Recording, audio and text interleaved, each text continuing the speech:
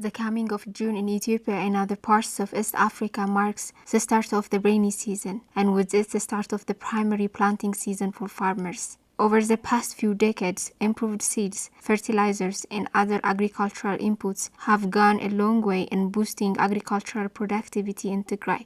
But with the siege that has surpassed its one-year mark has meant that, like all other products, agricultural inputs have not been available to farmers. Tigrai Gide is a father of 6. He lives in the district of Dongola in eastern Tigray. Tigrai is one of the many farmers in Tigray that have started to sow their land without the necessary inputs this year. He tells that while the rain had been sufficient for a productive year due to the lack of agricultural inputs, he is less hopeful for a productive year. There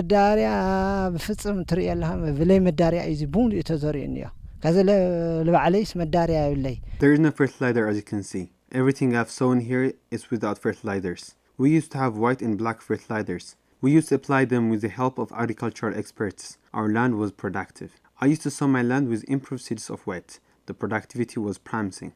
We were given the seeds by government, but now we're sowing whatever we can find. Tigrai also says that due to the siege, he had no access to seeds and had to sell livestock to purchase seeds from the market at exuberant prices. We've had to sell our livestock and anything else we may own, just so we can buy seeds from the market. I used to have 3 oxen. I had to sell one of them to buy seeds for Taif. I bought a plate of seeds for 100 birr and that's very hard to get, but there is no fertilizers anyway. Even at double the price, we're just throwing seeds around. Tigrai says he feels as though he's living like his great ancestors, who had only the option of praying to make for a productive year. I'm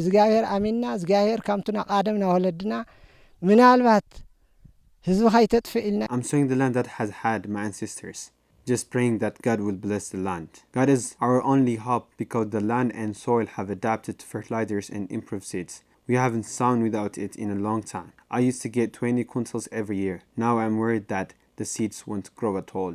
Tigrai says that the siege on the region has not only blocked the entry of essentials like food aid and agricultural inputs, but that with the discontinuation of services like banking, it's made others in his family more dependent on him and his household, further diminishing what little he has left in his household. All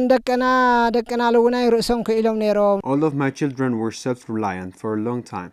Everything I produced was really just for me to do as I pleased. But now, due to the siege, all of them are once again dependent on me. Some of them can't access their salary and the others can get a job. For instance, my daughter, she used to work in the finance department of the Bureau of Agriculture, but now, because she can't get her salary, she and her 3 children have moved in with me. Tigrai says the world needs to do more to end the siege on Tigray and prevent a catastrophic humanitarian situation in Tigray.